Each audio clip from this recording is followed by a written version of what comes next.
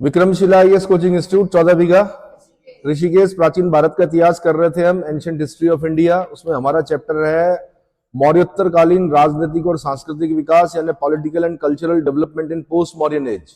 उसमें काफी कुछ हम पढ़ चुके हैं। आज हमारा टॉपिक है मौर्योत्तर कालीन आर्थिक स्थिति, यानी economy of post Mauryan period, यानी मौर्यों के बाद। ये मौर्योत्तर कालीन मतलब मौर्य साम्राज्य के बाद जो आर्थिक स्थिति थी यानी इकोनॉमी थी, उसकी स्थिति कैसी थी, उसके बारे में पढ़ रहे हैं। तो मौर्योत्तर काल में अर्थव्यवस्था के सभी तत्व, अब अर्थव्यवस्था के तत्वों में क्या क्या आता है? कृषि आता है, शिल्प आता है, उद्योग आता है, व्यापार वाणिज्य आता है। ये सभी समुन्नत अवस्था में थे। इसमें थे मेंस में जब आप लिखते हो, अगर समुन्नत शब्द का प्रयोग कर रहे हो, इसका मतलब आपके पास जो शब्द संग्रह है वो अच्छा है, आपका शब्द चयन क्या है अच्छा। इसको हम ऐसे भी बोल सकते हैं कि इस काल में अर्थव्यवस्था के सभी तत्व यथा कृषि, शिल्प, उद्योग, व्यापार वाणिज्य अच्छी अवस्था में थे। अच्छा नहीं लग रहा है, समुन्नत अवस्था में थे। किसमें थे? समुन्नत अवस्था में थे। मौर्योत्तर कालीन आर्थिक समृद्धि का प्रमुख कारण सातवाहन और कुषाण काल की व्यापारिक उन्नति थी। मैंने आपको एक चीज बताई थी कि सबसे शुद्ध सोने का सिक्का जो मिलता है हमें, वो कुषाणों के समय में मिलता है। सबसे ज्यादा सोने के सिक्के जो हमें मिलते हैं वो गुप्तों के समय में मिलते हैं। लेकिन गुप्तों के सिक्कों में और कुषाणों के सिक्के में क्या अंतर है? कुषाणों के सिक्के शुद्ध हैं, जबकि गुप्तों के सिक्के जो है उसमें क्या इम्प्योरिटी है, मतलब उसमें मिलावट है। ये किस चीज की ओर इंगित करता है? क्या बताता है? ये अर्थव्यवस्था को बताता है, व्यापार वाणिज्य की स्थिति को बताता है। जहां व्यापार वाणिज्य अच्छा होगा वहां कॉम्प्रोमाइज नहीं होता है, वहां बेस्ट चीजें क्या होती हैं? अरे भाई क्या होती है? अगर आप समृद्ध हो तो आप बेस्ट चीजें यूज करोगे, और अगर आप समृद्धि नहीं है तो फिर कहीं ना कहीं क्या करोगे? मिलावटी चीज, है ना। तो मैंने कहा मौर्योत्तर कालीन आर्थिक समृद्धि का प्रमुख कारण जो है वो सातवाहन और कुषाण काल की व्यापारिक उन्नति थी। मनु के अनुसार कृषि वैश्यों का प्रमुख व्यवसाय था। कृषि वैश्यों का प्रमुख व्यवसाय था, परंतु मनु आपत्ति काल में निर्वाह हेतु सभी वर्णों को इसे अपनाने की अनुमति भी देते हैं। इस समय के ग्रंथों में विभिन्न फसलों का भी वर्णन मिलता है। चरक संहिता में अच्छे चावल की 15 किस्मों तथा घटिया चावल की 5 किस्मों का उल्लेख हुआ है। चरक जो है वो कुषाण शासक कनिष्क के राजवैद्य हैं, और चरक ने चरक संहिता लिखी है। यूनानी प्रभाव भी देखा जाता है चरक संहिता पर, ठीक है, हिपोक्रेटिक का प्रभाव देखा जाता है। लेकिन चरक संहिता में क्या है? 15 अच्छे किस्म के चावल और 5 घटिया किस्म के चावलों का उल्लेख है। इस समय राज्य द्वारा सिंचाई के साधनों का निर्माण किया जाता था तथा राज्य व्यक्तियों द्वारा इसके निर्माण में सहायता भी प्रदान करता था। रुद्रदामन ने अपने व्यक्तिगत कोष से धन व्यय करके सुदर्शन झील के टूटे हुए बांध का पुनर्निर्माण कराया। ये बार बार आ रहा है सुदर्शन झील, क्योंकि यूपीएससी क्वेश्चन पूछ चुकी है, इसलिए हर एक जगह पे इसको बिल्कुल एक्सप्लेन करके दिया जाएगा। चंद्रगुप्त मौर्य के समय सौराष्ट्र प्रांत के राज्यपाल पुष्यगुप्त वैश्य ने, अशोक के समय उसके सौराष्ट्र प्रांत के यवन जातीय राज्यपाल तुषाश्व ने, और यहाँ पर रुद्रदामन ने क्या किया? अपने व्यक्तिगत कोष से धन व्यय करके सुदर्शन झील के टूटे हुए बांध का पुनर्निर्माण कराया। बाद में इसमें स्कंदगुप्त भी काम करवाया, ठीक है। कनिष्क द्वितीय के आरा अभिलेख से ज्ञात होता है कि 10 फोर्ट नामक व्यक्ति द्वारा जन साधारण की भलाई हेतु कुआं खुदवाने पर राजा ने उसे 1 लाख सिक्का दान में दिया था। कनिष्क सेकंड के आरा इंस्क्रिप्शन में, आरा अभिलेख से ज्ञात होता है कि 10 फोर्ट नामक व्यक्ति, कौन? 10 फोर्ट नामक कोई व्यक्ति है, उसने जनसाधारण की भलाई के लिए कुएं खुदवाए, राजा ने उसे 1 लाख सिक्के दान में दिए। कृषि के साथ साथ पशुपालन भी होता था। मनु ने तो कहा है कि जो वैश्य खेती के साथ पशुपालन नहीं करता वह अपने धर्म का पालन नहीं करता। मिक्स फार्मिंग बोला जाता है। मिक्स फार्मिंग का मतलब अगर आप खेती भी कर रहे हो और साथ में पशु भी पाल रहे हो तो उसको क्या बोलते हैं? मिक्स फार्मिंग, ठीक है। जैसे उत्तराखंड में देखा होगा आपने, पहले खेती होती थी, खेती करते थे लोग, साथ में क्या एक भैंस भी पालते थे, गाय भी पालते थे, बैल भी होते थे, बछड़े भी होते थे। उसके गोबर को इकट्ठा करते थे, जंगलों से पत्ते लाते थे, उसके बाद उनके गोबर के साथ मिला के फिर खेतों में, मतलब उसी खाद का प्रयोग करते थे। ऑर्गेनिक फार्मिंग होती थी, ठीक है। लेकिन क्या हुआ? योजनाएं आई और अच्छा हुआ नहीं गई हरित क्रांति की योजनाएं ऊपर, अभी भी वहां पर ऑर्गेनिक ही है। हरित क्रांति अगर ऊपर चढ़ जाती पहाड़ों पर तो फर्टिलाइजर का यूज होता तो क्या होता? फिर वही है कि जब तक आपने फर्टिलाइजर नहीं डाला दाने से अंकुर फूटेगा ही नहीं, ऐसी स्थिति आ गई है कई जगह पर। कृषि के साथ साथ पशुपालन भी होता था, ये बता दिया मैंने। खेत के स्वामित्व के विषय में मनु का कहना है कि खेत का स्वामी वह व्यक्ति होता है जिसने जंगल साफ करके उस भूमि को कृषि योग्य बनाया है। सातवाहन काल में सर्वप्रथम ब्राह्मणों को भूमिदान देने की प्रथा का प्रमाण मिलता है। कई बार क्वेश्चन बन चुका है कि ब्राह्मणों को भूमिदान देने की प्रथा का प्रारंभ किसने किया? आंसर सातवाहनों ने किया। ठीक है। मनु और महाभारत के अनुसार राजा को उतना ही कर लेना चाहिए जिससे कि उत्पादकों के पास उत्पादन के लिए पर्याप्त धन बचा रहे। उत्पादन के लिए पर्याप्त धन बचा रहे। मनु के अनुसार भूमि की उपज का 1/6, 1/8 और 1/12वां भाग राजा को भूराजस्व के रूप में लेना चाहिए। कितना? मनु ने कहा है कि भूमि की उपज का 1/6, 1/8 व 1/12 भाग राजा को भूराजस्व के रूप में लेना चाहिए। वो भी भूमि की किस्म के आधार पे होगा। जहां अच्छी फसल होगी वहां ज्यादा लिया जाएगा, जहां कम फसल होगी वहां कम लिया जाएगा। मौर्योत्तर काल में विभिन्न प्रकार के शिल्प उद्योग प्रचलित थे, जिनमें धातु शिल्प, वस्त्र शिल्प, हाथी दांत के सामान, मृदभांड और भवन निर्माण प्रमुख है। मिलिंद पन्नों में 75 प्रकार के व्यवसायों का उल्लेख मिलता है, जिसमें 60 प्रकार के व्यवसाय विभिन्न शिल्पों से संबंधित हैं। बौद्ध ग्रंथ महावस्तु में राजगृह में निवास करने वाले 36 प्रकार के शिल्पियों का उल्लेख मिलता है। राजगृह में निवास करने वाले 36 प्रकार के शिल्पियों का उल्लेख मिलता है। महावस्तु, उल्टा पूछेगा क्वेश्चन, 36 प्रकार के शिल्पियों का उल्लेख किस बौद्ध ग्रंथ में मिलता है? आंसर महावत्तु या महावस्तु। कुषाण शासकों ने भारत में सोने का सिक्का चलाया। कुषाण सोना रोम और मध्य एशिया की अल्ताई पहाड़ी से प्राप्त करते थे। रोम और मध्य एशिया की अल्टाई रेंज जो है, अल्टाई पहाड़ी से प्राप्त करते थे। सर्वाधिक सोना अल्टाई पहाड़ी से प्राप्त होता था। मनुस्मृति में पीतल के लिए ऋति शब्द का प्रयोग किया गया है। ब्रास, पीतल मतलब ब्रास, याद है? फ्यूजन, कॉपर में अगर आप क्या मिलाएंगे? जिंक मिलाएंगे तो क्या बनेगा? कॉपर और जिंक को मिलाकर क्या बनता है? ब्रास बनता है। कॉपर और टिन मिलाकर क्या बनता है? ब्रॉन्ज बनता है, कांसा। ठीक है, साइंस में आता हो क्वेश्चन। तो मनुस्मृति में पीतल के लिए ऋति शब्द का प्रयोग किया जाता है। Periplus of the Erythraean Sea, Erythraean Sea मतलब लाल सागर, Periplus of the Erythraean Sea जिसका कि लेखक अज्ञात है, उसके अनुसार तांबा जो है वो भड़ौच से विदेशों में भेजा जाता था। भारूकच, भड़ौच, बेरी गाजा यूनानियों ने कहा है किसको? भड़ौच को, गुजरात में। ठीक है। तक्षशिला से तांबे और कांसे के औजार, बर्तन, आभूषण, मूर्तियां आदि प्राप्त हुई हैं, जिन पर स्पष्ट रूप से विदेशी प्रभाव दिखता है। बैग्राम यानी पूर्वी अफगानिस्तान में एक जगह है बैग्राम, से हाथी दांत की अनेक सुंदर वस्तुएं प्राप्त हुई हैं। प्लिनी का कहना है कि मोती निकालने का शिल्प भी बहुत विकसित था। अब देखो, अफगानिस्तान में हाथी नहीं होते हैं, लेकिन वहां पे हाथी दांत की वस्तुएं मिली हैं। इसका मतलब क्या है? अफगानिस्तान में व्यापार हुआ है किसका? हाथियों का नहीं, हाथी दांत से बनी वस्तुओं का। हाथी कहाँ जाएगा? मर जाएगा वहां जाके। प्लिनी का कहना है कि मोती निकालने का शिल्प भी बहुत विकसित था। प्लिनी ने भारतीय शीशे की वस्तुओं की बहुत प्रशंसा की है। शीशे की सर्वाधिक वस्तुएं सरकप यानी तक्षशिला से प्राप्त हुई है। कहां से? सरकप तक्षशिला से प्राप्त हुई है। क्योंकि दक्षिण में चांदी का अभाव था, ऐसे में सातवाहन शासकों ने चांदी के सिक्के की जगह शीशे के सिक्के जारी किए। तो सबसे पहले शीशे और पोटीन के सिक्के जारी करने वाले जो दिखते हैं हमें इतिहास में, वो कौन है? सातवाहन है। कौन है? सातवाहन राजवंश। मौर्योत्तरकालीन विशिष्ट मृदभांड, लाल चित्रित मृदभांड,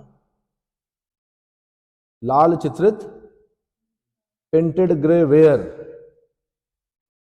यानी मौर्योत्तरकालीन जो मृदभांड है वो कैसे हैं? PGW है। लाल चित्रित मृदभांड है। तक्षशिला से मिले इन मृद भांडों पर विदेशी प्रभाव स्पष्टता दिखता है। तक्षशिला से मिले इन मृद भांडों पर विदेशी प्रभाव स्पष्टतया दिखता है। तो क्लियर हो गया। उसके बाद अब है मौर्योत्तरकालीन व्यापार और वाणिज्य। मौर्योत्तरकालीन व्यापार और वाणिज्य, उससे पहले मैं बता दूं कि क्वेश्चन कैसे कैसे बनते हैं। तो मौर्योत्तरकालीन आर्थिक उन्नति का सर्वप्रमुख कारण क्या था? आंसर व्यापार वाणिज्य, विशेषकर विदेशी व्यापार की समुन्नति। मौर्योत्तर काल में आर्थिक उन्नति का कारण क्या था? विदेशी व्यापार। क्या? विदेशी व्यापार की समुन्नत अवस्था। ऐसे ही कुषाण शासक सोना कहां से प्राप्त करते थे? तो रोम, अल्ताई पहाड़ी से प्राप्त करते थे। अल्टाई रेंज से, रोम अल्टाई रेंज। मनुस्मृति में ऋति शब्द किसके लिए प्रयुक्त हुआ है? आंसर पीतल के लिए, ब्रास के लिए प्रयुक्त हुआ है। शीशे की सर्वाधिक वस्तुएं कहां से प्राप्त हुई हैं? आंसर सरकप यानी तक्षशिला से। किस वंश के शासकों ने चांदी की जगह शीशे के सिक्के जारी किए? आंसर सातवाहनों ने। इन्होंने सातवाहनों ने। वस्त्र उद्योग, ये भी बता दूं कि वस्त्र उद्योग इस समय सर्वाधिक महत्वपूर्ण जो उद्योग था वो वस्त्र उद्योग था।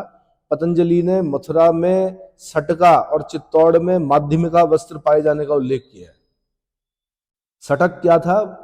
वस्त्र था। मथुरा में सटका और चित्तौड़ में माध्यमिका वस्त्र पाए जाने का उल्लेख किया है। अन्य प्रमुख केंद्रों में उरायूर और अरिकामेडु प्रमुख थे। उरायूर और अरिकामेडु भाई अभी भी तो है। जैसे आप बोलते हो कि भाई लखनऊ का चिकन बड़ा फेमस है। चिकन क्या हुआ? मुर्गी का बच्चा नहीं, कपड़ा बोल रहा हूं मैं, ठीक है? तो वहां का चिकन बड़ा फेमस है।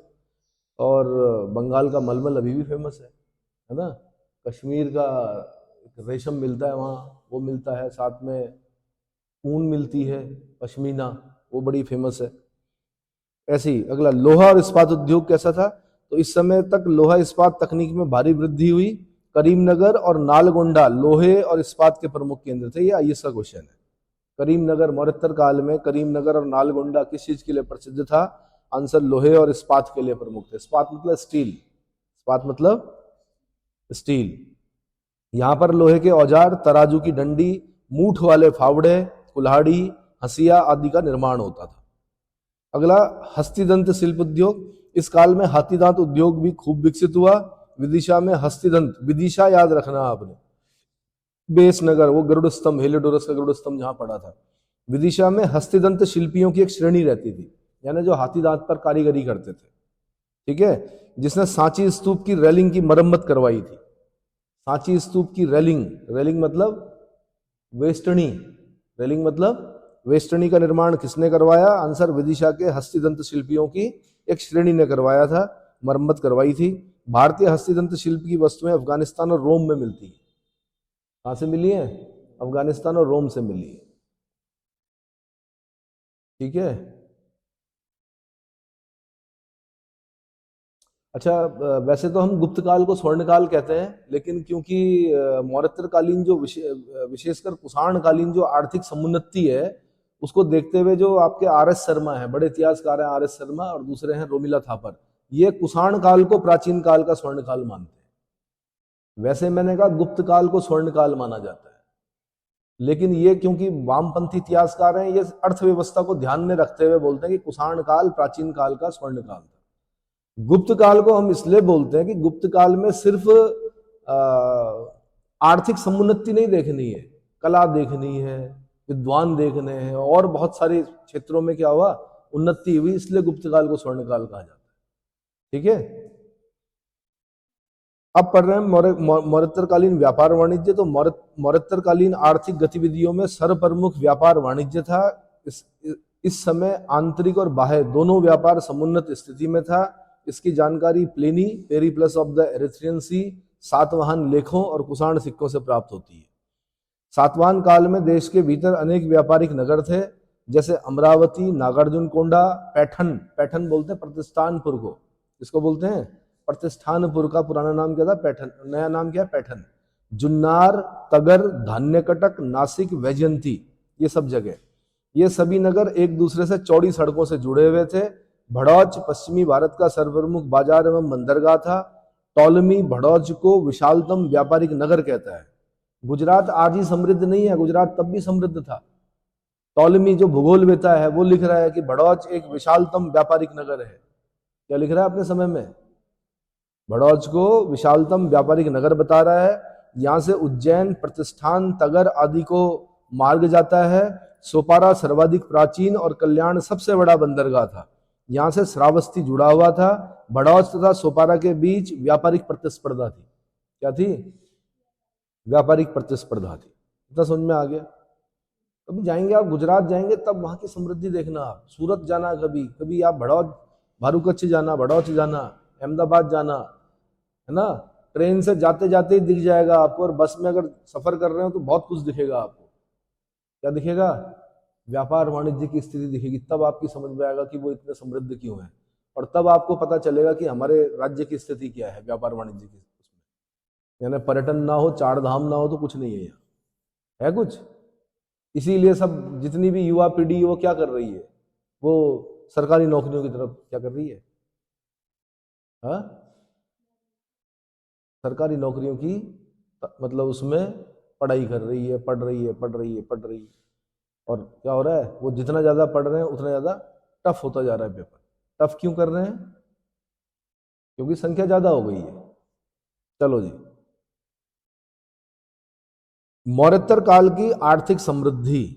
मौर्योत्तर काल की आर्थिक समृद्धि का सर्वप्रमुख कारण जो था वो बाह्य व्यापार था। सातवाहन काल से कुषाण काल तक व्यापार जो है पश्चिमी देशों से होता था, जिसमें रोम प्रमुख था।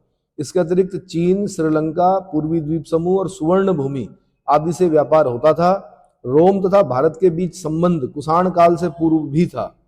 पोम्पई के उत्खनन से भारतीय शैली से निर्मित हाथी दांत की यक्षिणी की मूर्ति मिली है। यहां से क्वेश्चन बना है, यक्षिणी की मूर्ति हाथी दांत की बनी, कहां से प्राप्त हुई है, आंसर पोम्पई। स्ट्रैबो के अनुसार भारतीय सम्राट पोरस ने रोमन सम्राट ऑगस्टस यानी 29 ईसा पूर्व से लेकर 14 ईसा पूर्व के दरबार में एक दूतमंडल भेजा, जो अपने साथ सांप, कछुआ और एक भुजाहीन व्यक्ति ले गया। एक ऐसा बालक ले गया जिसकी भुजाएं नहीं थी, जो पैरों से तीर चला सकता था। क्या कर सकता था, तो किसने भेजा? स्ट्रैबो लिखता है कि भारतीय सम्राट पोरस ने रोमन सम्राट ऑगस्टस, ये उत्तर प्रदेश पीसीएस में आज नहीं पता नहीं कब पूछ लिया उन्होंने। एज ए जीएस नहीं पूछते हैं इसको, एज ए सब्जेक्ट पूछे जाते हैं इस प्रकार के प्रश्न। स्ट्रैबो ने बताया है कि भाई एक दूतमंडल भेजा गया जिसमें सांप, कछुए और भुजाहीन व्यक्ति यानी सॉरी एक ऐसा बालक जिसकी भुजाएं नहीं थी लेकिन जो पैरों से तीर चला सकता था, किसके दरबार में भेजा? तो रोमन सम्राट ऑगस्टस के दरबार में भेजा। किसने भेजा? पोरस ने भेजा, भारतीय सम्राट पोरस ने। क्लियर हो गया? ठीक है। सुदूर दक्षिण में के अनेक स्थानों में रोमन सम्राट ऑगस्टस नीरो टाइवेरियस के स्वर्ण सिक्के मिले हैं। चेरों की राजधानी करूर से रोमन सुराहियों के टुकड़े मिले हैं। अरिकामेडु यानी पांडिचेरी वाला जो जगह है, अरिकामेडु से प्राप्त एक मनके पर रोमन सम्राट ऑगस्टस का चित्र बना हुआ है। ईसा की प्रथम शताब्दी से ही भारत और रोम के व्यापारिक संबंध थे जो सुदूर दक्षिण तक व्याप्त थे। भारत और रोम के व्यापारिक संबंध, भारत का सारा सोना कहां चला गया, रोम का सारा सोना कहां आ गया? भारत आ गया। और भारत से क्या गए? ऐसे ही मलमल गई, है ना। और मैंने कहा नहीं आपको कि एक जगह पे प्लिनी रोता है कि मेरे देश का सारा सोना कहां चला गया, मतलब मेरे रोम का सारा सोना भारत चला गया। कौन रोता है? कौन सा इतिहासकार? ऐसे इसी प्रकार से पूछा गया था क्वेश्चन कि कौन सा इतिहासकार क्या रुदन करता है कि मेरे देश का सारा सोना भारत चला गया और भारत से मलमल आया है, जो रोम की नैतिकता के लिए खतरा बन गया है, क्योंकि वो कपड़ा पहनो ना पहनो बराबर था। कपड़ा तन ढकने के लिए होता है, इसके लिए। तो चेरों की राजधानी करूर से रोमन सुराइयों के टुकड़े मिले हैं। अरिकामेडु पांडिचेरी से प्राप्त एक मनके पर रोमन सम्राट ऑगस्टस का चित्र बना हुआ है। और ईसा की प्रथम शताब्दी से ही भारत और रोम के व्यापारिक संबंध थे जो सुदूर दक्षिण तक व्याप्त था।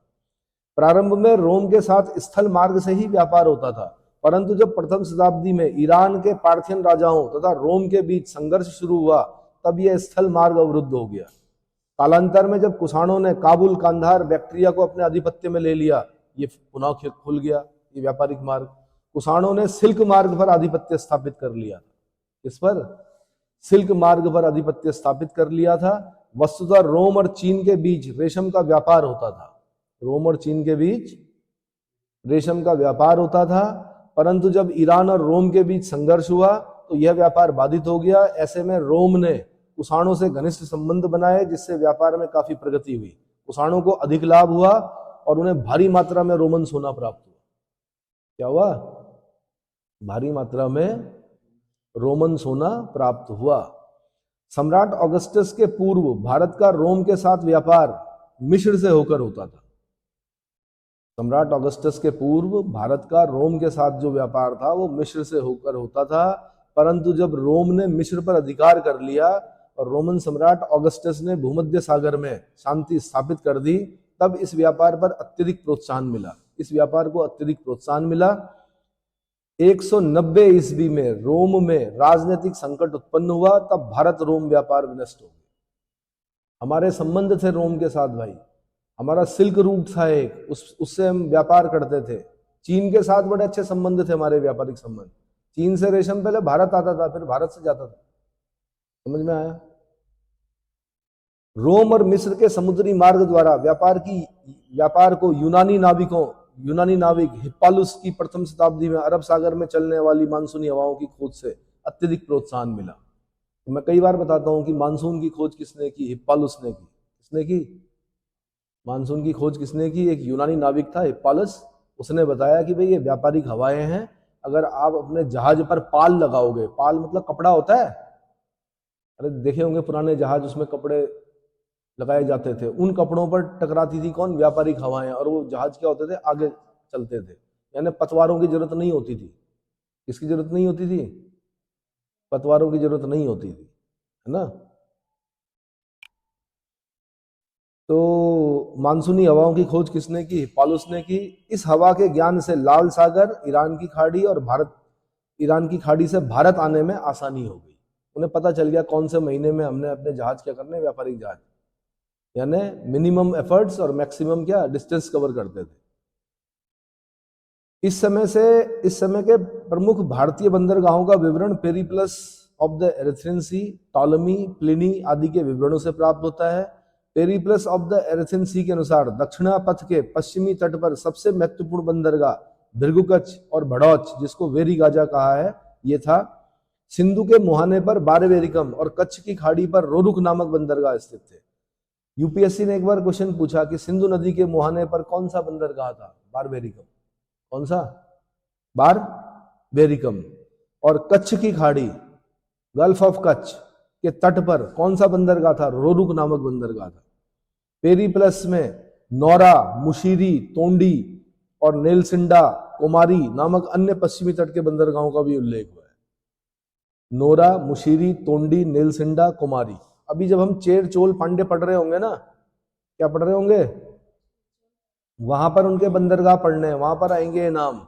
और उत्तराखंड वालों ने भी पूछा और यूपी वालों ने भी पूछा। तोंडी बंदरगाह खास करिए इंपॉर्टेंट है। तोंडी से पूछा कि किनका बंदरगाह था। आगे पूर्वी तट पर स्थित बंदरगाहों में टॉलेमी ने गोदावरी और कृष्णा नदियों के डेल्टा में स्थित केदूर, अल्लो सिंगे, कंटकोसील आदि बंदरगाहों का भी उल्लेख किया है। किसके बीच में? गोदावरी और कृष्णा के डेल्टाओं के मध्य, मतलब डेल्टाओं पर स्थित केदूर, अल्लो सिंगे और कंटकोशील आदि बंदरगाहों को भी उल्लेख किया है। Periplus of the Erythraean Sea के अनुसार सातवाहन सैनिक भड़ौच आने वाले रोमन जहाजों पर जबरदस्ती कल्याण और सोपारा लेकर चले जाते थे, जिससे कि इसका लाभ शकों को प्राप्त ना हो सके। इसका लाभ शकों को, तो सातवाहन सैनिक भड़ौच आने वाले रोमन जहाजों को जबरदस्ती कहां ले जाते थे? कल्याण और सोपारा। ठीक है। Periplus of the Erythraean Sea के अज्ञात यूनानी लेखक ने पोडुके नामक बंदरगाह का उल्लेख किया है, जिसका समीकरण अरिकामेडु से किया जाता है। अरिकामेडु पौंडीचेरी के आसपास पड़ता है। कहां पड़ता है? पौंडीचेरी। तो मैंने कहा कि ये पेरिप्लस ऑफ द एरिथ्रियन सी में अरिकामेडु पौंडीचेरी वाला जो बंदरगाह है, उसके लिए किस शब्द का प्रयोग किया गया? आंसर पोडुके। आंसर पोडुके। वह पोडुके या पोदुका को जहाज निर्माण का केंद्र बताता है। क्या बताता है? वो बताता है यहाँ बड़े बड़े जहाजों का निर्माण होता है। फिर आगे, भारत से रोम निर्यात होने वाली वस्तुएं। भारत से रोम निर्यात होने वाली वस्तुएं कौन कौन सी थी? तो हाथी दांत था, गैंडे के सिंग थे, कछुए की खोपड़ियां थी, रेशमी धागा था, लाख था, लाह बोलते हैं जिसको, लाह रिसर्च इंस्टीट्यूट रांची में इस समय है ना, सेंट्रल लाह रिसर्च इंस्टीट्यूट। तो लाख होता था, काली मिर्च, यवन प्रिया बोलते हैं काली मिर्च को, यवनों को प्रिय है क्या काली मिर्च। दालचीनी इसके लिए यूनानी शब्द आता है एक दालचीनी के लिए, पालिब्रथम। देखना जरा, दालचीनी के लिए यूनानियों ने किस शब्द का प्रयोग किया? पालिब्रथम का प्रयोग किया गया। मसाले, लौंग, इलायची, नील, सागौन और चंदन की लकड़ी, मोती, नीलम, सुलेमानी पत्थर, लोहे की तलवारें, सूती वस्त्र, मलमल के वस्त्र इत्यादि। इनमें से सर्वाधिक मूल्यवान वस्तु जो था वो मोती थी। क्या था? मोती। सबसे मूल्यवान वस्तु क्या था? मोती। दालचीनी के लिए क्या यूज किया उन्होंने? पालिब्रथम यूज किया है क्या यूनानियों ने? देखो एक बार क्वेश्चन बना शायद यूपी में। भारत से रोम को अधिकांशतः विलासिता की वस्तुएं भेजी जाती थी। रोमन युवतियां भारतीय मोती के गहने और मलमल की अत्यधिक इच्छा रखती थी। इन सब के बदले भारत को रोम से सोना मिलता था। क्या मिलता था? सोना मिलता था। प्लिनी अपने देशवासियों की फिजूल खर्ची पर दुख व्यक्त करता है। तो ये क्वेश्चन बन चुका है कि कौन सा रोमन इतिहासकार है जो अपने देश की फिजूल खर्ची पर दुख व्यक्त करते हुए कहता है कि मेरे देश का सारा सोना भारत चला गया और रोम की नैतिकता के लिए खतरा उत्पन्न हो गया जो भारत से आने वाला मलमल है। ठीक है, तो answer Pliny. Answer Pliny. Bharat में आयात की जाने वाली वस्तुएं क्या थी? तो आयातित वस्तुओं में रोम से रोमन शराब, शीशा, दवाएं, अरब से घोड़ा, मिस्र से लोहा, शिलाजीत और शराब, उम्मान से खजूर और अन्य आयातित वस्तुओं में सुंदरियां यानी भारतीय राजाओं के रनिवासों के लिए सुंदरियां, टीन, तांबा, अंबर, ये इत्यादि प्रमुख थे। ये सब चीजें क्या होती थी? भारत में आयात की जाती थी यानी इंपोर्ट की जाती थी। तो आप देख रहे होंगे एक्सपोर्ट ज्यादा हो रहा है, इंपोर्ट कम हो रहा है। एक्सपोर्ट क्या हो रहा है? ज्यादा हो रहा है। और तो हमेशा अगर इंपोर्ट कम, एक्सपोर्ट ज्यादा हो और इंपोर्ट कम हो तो इसका मतलब प्रगति। और अगर इंपोर्ट ज्यादा हो और एक्सपोर्ट, अच्छा ज्यादा भी नहीं, मूल्य देखा जाता है कि हमने चीन से 100 रुपए की चीजें खरीदी और हमने चीन को खाली 30 रुपए की चीजें दी, तो हम 70 रुपए के क्या है? बैलेंस ऑफ ट्रेड में गड़बड़ है, माइनस में चल रहा है 70 रुपए। वो मजा तब आएगा जब 100 रुपए वो हमसे ले और हम उसको दें 100 रुपए, तो बराबर माना जाता है। आनंद तब आएगा कि हम उसको 200 रुपए की चीजें बेचे, वो हमसे 100 रुपए की चीजें, मतलब वो हमें 100 रुपए की चीजें, हम बैलेंस ऑफ ट्रेड में क्या हो जाएंगे? 100 प्लस में हो जाएंगे, तो समृद्धि आएगी देश में। लेकिन हो नहीं रहा है ऐसा। क्या कर रहे हैं हम? स्कूटी से आते हो, उसमें पेट्रोल डलाते हो, कहां से आता है पेट्रोल? कहां से आता है आपका? क्रूड ऑयल कहां से आता है? खाड़ी देशों से आता है। इसीलिए देखा होगा आपने, खाड़ी देश समृद्ध होते चले गए क्योंकि तेल वही है ज्यादा। और हम क्या होते चले गए? हमारे यहाँ जो आयातित वस्तुएं हैं, आयात जो हम करते हैं, उसमें सबसे बड़ी जो मद है वो क्रूड ऑयल है। इसीलिए भारत सरकार ने क्या कहा? क्या कहा? अरे इलेक्ट्रिक तो कहा, उससे पहले एक चीज और कही उन्होंने कि इसमें क्या मिक्स कीजिए? 10% इथेनॉल। फिर बोला 20% कर दो, कोई दिक्कत नहीं है। इथेनॉल है ना, जितने भी शुगर मिल्स हैं, जितने भी चीनी बनाने वाली कारखाने, उन्होंने बोला कि इथेनॉल भी क्या कीजिए? उसका प्रोडक्शन कीजिए। तो 20% भी होगा तो कम से कम 20 रुपए तो कम। अगर 100 रुपए का पेट्रोल क्रूड ऑयल मंगाते हैं हम, तो 20 रुपए तो कम होंगे कम से कम। नया समझ में। और हमारे देश में जो होता है वो सिर्फ 20% की आपूर्ति करता है। तो ऐसे में आप जाते हो दुबई, जाते हो आप, वहां देखते हो बुर्ज खलीफा, कहते हो कि यार बड़ा बढ़िया है यहाँ पे सिस्टम। जहाँ पैसा होगा वहां बढ़िया होगा, जहाँ पैसा नहीं होगा वहां क्या होगा? गंदगी होगी, है ना, समस्याएं होंगी।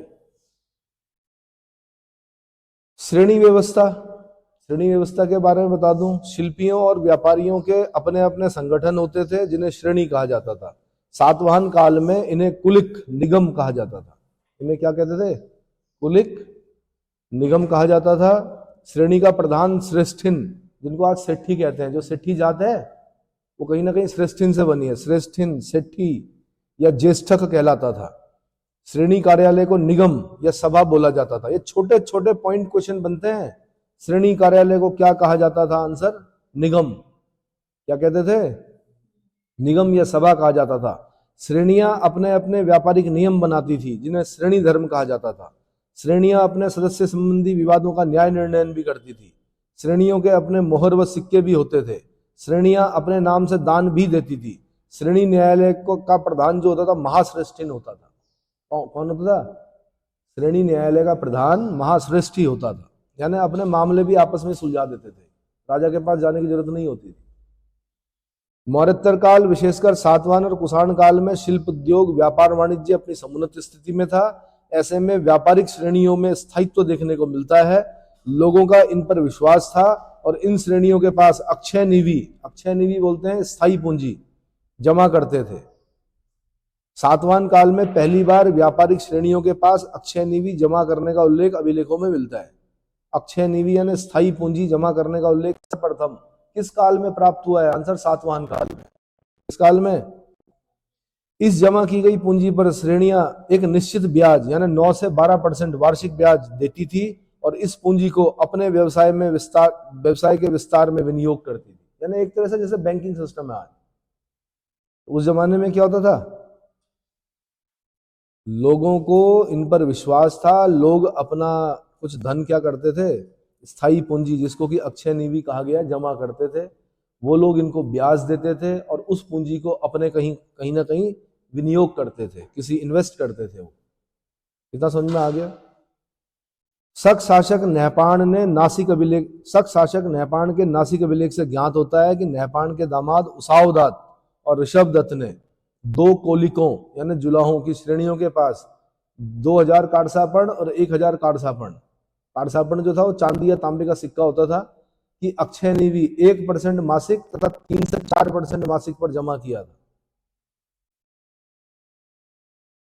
तो नहपाण के नासिक अभिलेख से पता चलता है कि नहपाण के दामाद उसावदत्त और ऋषभदत्त ने 2 कोलिकों यानी जुलाहों की श्रेणी के पास 2000 काटसापण और 1000 काटसापण क्या किए थे, जमा किए थे अक्षय निधि के रूप में। और कितना परसेंट ब्याज? 1% मासिक और 3 से 4% मासिक पर। इससे प्राप्त ब्याज को भिक्षुओं पर व्यय किया जाता था। इससे प्राप्त ब्याज को भिक्षुओं पर व्यय किया जाता था। इतना समझ में आ गया कि नहीं? फिर है बाट माप विनिमय प्रणाली। बाट माप और विनिमय प्रणाली पर उससे पहले मैं आपको कुछ क्वेश्चन बता दूं कि कैसे कैसे क्वेश्चन बने हैं। ठीक है, कुषाणों द्वारा प्रचलन में लाई गई वस्तुएं, यानी कुषाण किन किन चीजों को उनके प्रचलन में जो वस्तुएं थी वो क्या थी? घुड़सवारी और इसमें प्रयोग किए जाने वाले लगाम, जीन, रकाब का प्रचलन था। लगाम, gene, Rakab. Saddle and bridle सुना है आपने? Saddle and bridle, saddle and bridle ये बोलते हैं काठी और लगाम को, घोड़े पर जो लगाई जाती है। ऐसे ही इसीलिए आपने कहीं सुना होगा सैडल पीक, सुना है कहीं? कहाँ है? अंडमान निकोबार में। क्यों है? क्योंकि वो घोड़े की पीठ की तरह दिखती है। सैडल जो काठी की तरह लगती है। अरे लकड़ी की काठी, काठी का घोड़ा सुना है? बस समझ लो। ठीक है, घुटने के नीचे तक लंबा कोट यूज करते थे कौन? कुषाण। आजकल फैशन आ गया है लेडीज में लंबा कोट, लेकिन उस समय अगर आप मथुरा से प्राप्त कुषाण शासक कनिष्क की सिरविहीन प्रतिमा देखेंगे तो उसमें देखना लंबा कोट पहना हुआ उसने, जूते पहने हुए उसने। क्या पहने हुए? जूते पहने हुए हैं, भारी भरकम जूते ऊपर तक पहना हुआ उसने। तो घुटने से नीचे तक लंबा कोट, पायजामा, नुकीली टोपी, बूट, बूट मतलब जूता, बूट मतलब जूता का प्रचलन था। भवन निर्माण में टाइल्स, खपड़ा जिसको बोलते हैं, टाइल्स का प्रयोग होता था, खपड़े का। कुषाण काल में विशिष्ट ढंग से चित्रित लाल मृद भांड होते थे। कुषाणों ने टोटी वाले बर्तन का भी प्रचलन किया। भाई टोटी वाले बर्तन आजकल देखा होगा आपने, घड़े मिल रहे हैं उसमें नल लगा हुआ है? गर्मी आने वाली है तो खरीदें उसको। बेस्ट चीज मानी जाती है वो, ना कोई आरओ, ना रिवर्स ऑस्मोसिस, ना कुछ, लेकिन घड़े का पानी बेस्ट माना जाता है स्वास्थ्य के लिए। क्योंकि किस चीज का बना है? मिट्टी का। मिट्टी के बर्तन पर बना हुआ भोजन सबसे क्या होता है? पौष्टिक होता है। लेकिन उसका प्रयोग इसलिए नहीं करते हैं क्योंकि फ्यूल कंजम्पशन ज्यादा हो जाएगा आपका। जहां गैस 1 महीने चलेगी 15 दिन में खत्म हो जाएगी, क्योंकि ज्यादा गैस यूज करता है। तो उसके लिए तरीका होता है, उसको क्या किया जाता है? बाहर से लेपा जाता है ताकि मैक्सिमम हीट क्या करे? वो एब्जॉर्ब कर सके। तो टोटी वाले बर्तन ये आ गया। शुद्ध स्वर्ण सिक्का का प्रचलन भी किसने कराया? कुषाणों ने कराया। मृत राजा की याद में देवकुल यानी मंदिर मूर्ति बनवाने की परंपरा भी जो आरंभ हुई वो कुषाणों के समय में हुई, या लोकप्रिय नहीं हो सकी। क्या नहीं हो सकी? लोकप्रिय नहीं हो सकी। ठीक है, हाँ मुस्लिमों में लोकप्रिय हो गई। कोई मरा, कोई पीर मरा और पीर की मजार बना दी, और उसमें सदियों तक लोग क्या करते हैं, चादर चढ़ाते हैं। लेकिन कुषाणों की ये परंपरा नहीं हुई कि जो मरा उसका क्या, उसकी मूर्ति मंदिर बना दिया। दक्षिण भारत के लोग जो हैं वो बड़े क्या हैं, इमोशनल लोग हैं। वहां पर आपको जो जितने भी हीरो हीरोइन जितने भी हैं, इनके मंदिर भी दिखेंगे आपको। क्या दिखेंगे? उनको वो अपना स्टार मानते हैं, भगवान मानते हैं, पूजते हैं उनको। चाहे चिरंजीवी हो, चाहे कौन कौन है हीरो, नागार्जुन हो, इनके मंदिर दिखेंगे आपको। और जब कोई बड़ा कलाकार मरता है उसके साथ वो लोग आत्महत्या भी करते हैं, वहां के लोग सुसाइड करते हैं। उनका मानना यह है कि अब इन्हीं के साथ क्या, अब जीवन बेकार हो गया हमारा। पता है? नहीं पता। अच्छा, सिल्क रूट के बारे में बता दूं, यह चीन और रोम के बीच स्थित एक प्राचीन व्यापारिक मार्ग था। किसके बीच में? चीन और रोम के बीच में स्थित एक प्राचीन व्यापारिक मार्ग था। यह मूलतः एक स्थलीय मार्ग था जिसे चीन के हान वंश के राजा चांग छ्यान ने खोला था। किसने? हान वंश के राजा। हान वंश को बड़ा वो माना जाता है चीन में, क्या उच्च कुल माना, जैसे हमारे यहाँ सूर्यवंशी माने जाते हैं ना। क्या माने जाते हैं? अगर कोई बोल दे मैं सूर्यवंशी हूं, इसका मतलब भगवान राम के वंश है। ऐसे ही हान वंश को बड़ा अच्छा माना जाता है। वहां पे राजा जो चांग छान ने खोला था, जो चीन के छांग आन से भूमध्य सागर तक जाता था। छांग आन से भूमध्य सागर तक जाता था। इसकी दो शाखाएं थी। उत्तरी शाखा चीन के तुनहुंग से लेकर और त्यान शान पर्वत होते हुए मध्य एशिया से गुजरकर दक्षिणी शाखा में मिल जाती थी। इसी मार्ग पर काशकर, समरकंद आदि प्रमुख नगर थे। कौन कौन से? काशगर और समरकंद। नाम सुना है समरकंद का? क्या सुना है? क्या सुना है? हाँ जी, नाम सुना है खाली। तैमूर की राजधानी थी समरकंद। तैमूर के वंशज, तैमूर जो बाबर था वो अपने पिता की ओर से तैमूर का 5वां वंशज और मां की तरफ से चंगेज खान का 14वां वंशज था। कौन? बाबर। अपने आप को तैमूरी कहता था। सपना क्या था उसको? समरकंद को जीतना। उसकी दादी एहसाना दौलत बेगम ने उसको राजा बनाया, लेकिन नहीं बन पाया, क्योंकि वहां जो योद्धा थे अगल बगल के, जो उसके अपोनेंट थे, वो ज्यादा शक्तिशाली थे। वहां वो 100 दिन राजा बना, उसको मार मार के भगाया गया वहां से। लेकिन वो कहां सफल हुआ? भारत में। क्यों सफल हुआ? पानीपत का प्रथम युद्ध उसका पहला युद्ध नहीं है, 4 युद्ध पहले किए उसने। आया, लूटा, वापस गया, आया, लूटा, वापस गया, रेकी करके गया। उसने देखा यहाँ कैसे लड़ते हैं, क्या तरीका है, क्या पैटर्न है। इब्राहिम लोदी की तरह नहीं कि सीधे टकरा गया तोप के साथ, है ना। आग और आदमी की लड़ाई, जब भी आग और आदमी की लड़ाई होगी तो आग जीतेगी। और आग किसके पास थी? बाबर के पास थी। बारूद का प्रयोग कर रहा था, वो तोपों का प्रयोग कर रहा था। तोपों के सामने क्या तीर तलवार चल जाएगी? नहीं चलेगी। इसलिए इब्राहिम लोदी, इब्राहिम का नाम है, नाम। अरे किसके साथ लड़ा बाबर? अरे बाबर की लड़ाई किसके साथ हुई पानीपत के प्रथम युद्ध में? इब्राहिम लोदी के साथ। बीएसआई है ना, बहलोल लोदी, सिकंदर लोदी, इब्राहिम लोदी, बीएसआई। इब्राहिम लोदी के साथ हुई। इब्राहिम लोदी क्या हो गया? नौजवान था, बिना सोचे समझे भिड़ जाता था, बिना सोचे समझे पीछे हो जाता था। ऐसा लिखा है किसने? बाबर ने। तो समरकंद वो जगह है। इतना समझ में आ गया? इसको ढूंढना मैप में। तो मैंने क्या बताया आपको कि इसी मार्ग पर काशगर और समरकंद आदि नगर भी थे। और दक्षिणी शाखा जो थी तुनहुंग से शुरू होकर खुनलुन पर्वत होकर अफगानिस्तान, ईरान, अरब प्रायद्वीप पर रोम जाती थी। इस पर खोतान, यारकंद और बल्ख आदि नगर थे। कौन कौन से? कौन कौन से भाई? खोतान, यारकंद और बल्ख। उत्तरी और दक्षिणी मार्ग मर्व में मिलती थी। यारकंद से यह लेह और श्रीनगर से जुड़ता था। चीन रोम व्यापार फारस की मध्यस्थता से होता था, परंतु रोम और फारस में शत्रुता के कारण भारत मध्यस्थ बना। रोम और फारस है ना, ईरान, फारस मतलब, जब रोम और फारस के बीच में शत्रुता हो गई तो भारत ने मध्यस्थता की। इस मार्ग पर एक भाग कुषाण साम्राज्य से होकर गुजरता था। सिल्क रूट का चीन, भारत, मिस्र, ईरान, अरब, रोम के विकास पर गहरा प्रभाव पड़ा। इस मार्ग से सिर्फ सिल्क का ही व्यापार नहीं होता था, बल्कि चीन से चाय, चीनी मिट्टी के बर्तन, भारत से हाथी दांत, कपड़ा, काली मिर्च, रत्न आदि का भी व्यापार होता था। वर्तमान में चीन इस पुराने सिल्क रूट के आधार पर one belt one road, OBOR सुना होगा आपने, वन बेल्ट वन रोड नामक परियोजना शुरू कर चुका है, जिसमें एशिया, अफ्रीका और यूरोप को सड़कों तथा रेल मार्गों से जोड़ा जा रहा है। दक्षिणी एशियाई, दक्षिण पूर्वी एशियाई, पूर्वी अफ्रीका आदि बंदरगाहों को भी इससे जोड़ना है। भारत इसमें भाग नहीं ले रहा है, भारत इसमें भाग नहीं ले रहा है। उज्बेकिस्तान में है समरकंद, बिल्कुल, है ना।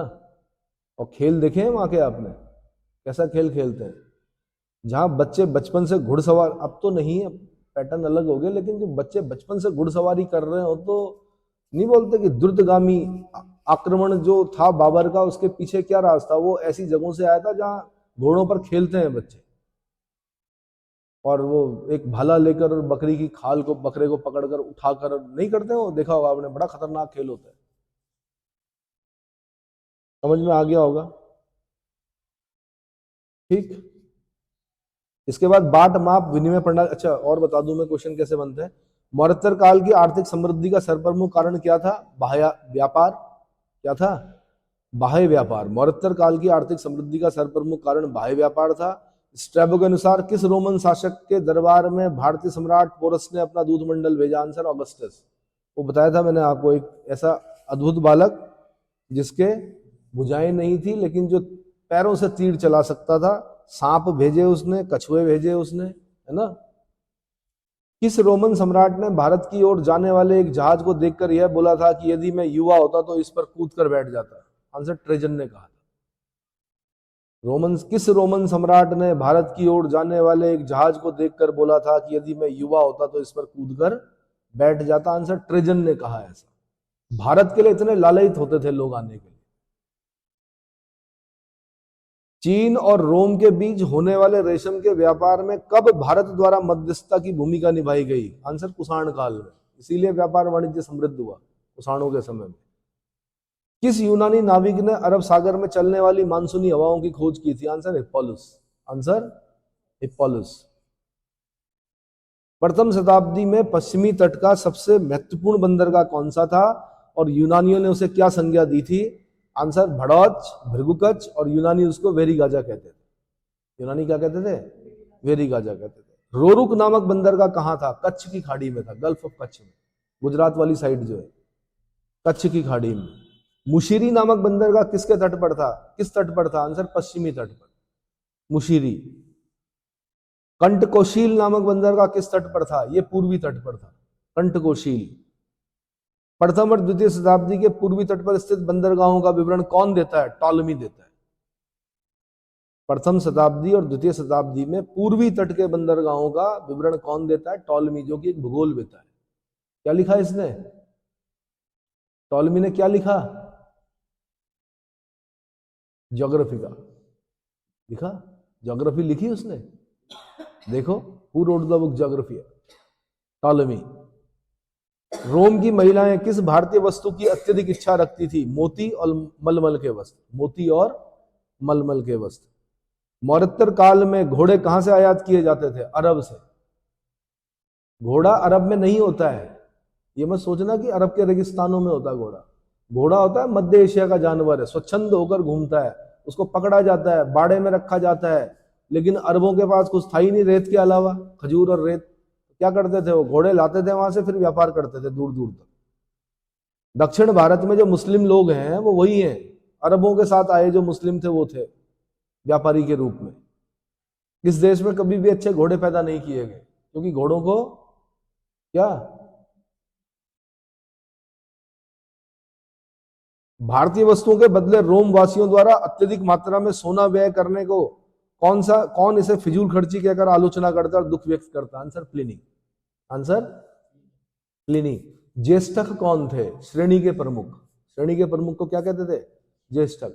अक्षय निवि को श्रेणियों के पास जमा करने का उल्लेख सबसे पहले किस काल में मिलता है? सातवाहन काल में मिलता है। अक्षय निवि यानी लोग जो श्रेणियां थी उन पर विश्वास करते थे, अपना धन क्या करते थे? रखते थे, जमा करते थे, वो उनको ब्याज देते थे। श्रेणियां उनको ब्याज देती थी, उस पैसे को श्रेणियां अपने व्यापार में इन्वेस्ट करती थी और अपने व्यापार को बढ़ाती थी। अक्षय निधि पर ब्याज की दर कितनी थी? 1% मासिक और 12% वार्षिक। 1% मासिक और 12% वार्षिक। आटा बनाने वाली श्रेणी का उल्लेख कहां से प्राप्त अभिलेख में हुआ है? मथुरा। मथुरा से आटा बनाने वाली श्रेणी का उल्लेख मिला है। क्या मिला है? आटा बनाने वाली श्रेणी। प्राचीन ग्रंथों में पुराण शब्द का प्रयोग किसके लिए किया गया है? चांदी का सिक्का। चांदी का सिक्का पुराण। सर्वप्रथम द्विलिपीय लेख युक्त सिक्कों का प्रचलन किसने किया था? आंसर यवनों ने किया था। हिंद यवन शासकों द्वारा प्रयुक्त द्रैक्म, द्रैक्मा भी बोला गया कहीं कहीं पर, द्रैक्म, द्रैक्मा नामक सिक्का किस धातु का बना होता था? आंसर चांदी का। स्तूप का अंकन किसके सिक्कों पर हुआ है? सातवाहनों के सिक्कों पर स्तूप का अंकन हुआ है। सर्वाधिक शुद्ध स्वर्ण सिक्का किसके द्वारा जारी किया गया? आंसर कुषाणों के द्वारा जारी किया। किसके द्वारा? ये भी बता दूं मैं आपको, मैंने बताया था कि जो रोमिला थापर है वो क्या कहती हैं? स्वर्ण काल बोलती है। किसको? आर.एस. शर्मा, रोमिला थापर कुषाण काल को स्वर्ण काल कहते हैं। वो बोलते हैं आर्थिक स्थिति बड़ी अच्छी थी, समुन्नत अवस्था में थी, इसलिए कुषाण काल ही क्या है? स्वर्ण काल है। लेकिन वास्तव में जो स्वर्ण काल है वो गुप्त काल को बोला जाता है। खाली आर्थिक स्थिति नहीं देखी जाती है। क्या देखी जाती है? जैसे कि एग्जाम्पल दे रहा हूं, हम लोग जीडीपी चिल्ला रहे थे, पूरे विश्व में जीडीपी क्या हो रहा था कि जी हमने इतनी जीडीपी प्राप्त कर ली, हमने इतनी जीडीपी प्राप्त कर ली। एक छोटा सा पहाड़ी देश भूटान, उसने कहा क्या होता है जीडीपी से? क्योंकि वहां के लोगों ने जब सुना कि भारत का जीडीपी इतना, अमेरिका का इतना, चीन का इतना, इसका इतना, उसका इतना, उसने कहा ये कुछ नहीं है। वहां पे राजा था उसमें नामग्याल वांगचुक करके, उसने कहा ये कुछ नहीं होता है, हैप्पीनेस इंडेक्स बनाओ। क्या देखो खुश कितने हैं, तो पता चला संसार में सबसे खुश लोग कहां थे? भूटान में। तब से हैप्पीनेस इंडेक्स का कंसेप्ट आया इकोनॉमिक्स में कि खाली जीडीपी से काम नहीं चलेगा भाई, क्या देखना है? खुशी कितनी है। कई लोग हैं जिनके पास अथाह धन है, ठीक है, जितना आप ब्रेकफास्ट करते हो उतना वो दवाइयां खाते हैं, ठीक है, उन्हें नींद नहीं आती है, क्या वो खुश है? नहीं है। धन से खुशियां नहीं आती हैं। धन से वस्तुएं खरीद सकते हैं लेकिन खुशियां नहीं खरीद सकते। खुश रहने के लिए क्या जरूरी है? क्या जरूरी है? भौतिकवाद के साथ साथ आध्यात्मिक उन्नति, ठीक है। पूरा यूरोप जो है वो भौतिकता को तो प्राप्त कर चुका है लेकिन अध्यात्म को प्राप्त नहीं किया है, इसलिए प्रयागराज कुंभ में आके रो रहा है। जितने भी फॉरेनर्स देखे होंगे आपने, वो देख के रो रहे हैं, उनकी समझ में नहीं आ रहा ये हो क्या रहा है। नागा बाबा है ना, वो ऋषिकेश में आ रहे हैं, वो योग कर रहे हैं। क्यों कर रहे हैं? वो सुन रहे हैं, प्रवचन सुन रहे हैं। मानसिक मेंटल हेल्थ जो है वो उसी से सही होगी। अच्छा जी, और आप लोगों को तो बड़ा अच्छा है, आप लोगों को तो टेंशन नहीं होनी चाहिए। गंगा जी के किनारे बैठ जाइए, आधे घंटे में सब सारी टेंशन है क्या खत्म। विचार कीजिए वहां पर बैठकर। द्रैक्मा मैंने बता दिया, हिंदू एवं शासकों द्वारा प्रयुक्त द्रैक्मा नामक सिक्का चांदी का बना हुआ था। सर्वाधिक शुद्ध स्वर्ण सिक्का किसने चलाया? कुषाणों ने। कुषाणों ने सर्वाधिक मात्रा में किस धातु का सिक्का जारी किया था? तांबे का। किसका? तांबे का। माहेश्वर उपाधि किसके सिक्कों पर अंकित है? विम कटफिशियस की। किसकी? विम कटफिशियस के सिक्कों पर माहेश्वर, भगवान शिव को बुलाया था माहेश्वर। कोटीन का सिक्का किस वंश के शासकों ने जारी किया? आंसर सातवाहनों ने। कोटीन का सिक्का किसने जारी किया? सातवाहनों ने। अभी थोड़ी देर पहले मैंने आपसे पूछा टॉलमी ने क्या लिखा भाई? ज्योग्राफी का कि ज्योग्राफिया? ज्योग्राफी का, ठीक है। किसके सिक्कों पर दो पतवारों वाले जहाज का चित्र अंकित मिलता है? वशिष्ठ पुत्र पुलमावी। इसका मतलब विदेशी व्यापार भी होता होगा अगर दो पतवारों वाला जहाज है तो। वशिष्ठ पुत्र पुलमावी, इतना समझ में आ गया। इसके बाद मैं बाट, माप और विनिमय प्रणाली के बारे में बता रहा हूं। मौर्य काल में बाटों को प्रस्थ, अड़क, द्रोण और खारी, बाटों में क्या होता था? प्रस्थ होता था, प्रस्थ था। दूसरा अड़क, द्रोण और खारी होते थे जो क्रमशः बढ़ते हुए क्रम में। प्रस्थ, अड़क, द्रोण, खारी। खारी और द्रोण अनाज का माप था। अभिलेखों में कुछ स्थानीय माप मणि, पलिका, तली, तुला आदि का भी उल्लेख हुआ है। काल तथा स्थान से संबंधित मापों में अक्ष, पद, अरतनी, प्रदेश, वित्सती और दृष्टि महत्वपूर्ण है। मिलिंद पनों में जाली बाटों का उल्लेख हुआ है जिसका प्रयोग निषिद्ध था। जाली बाट उस समय भी होते थे।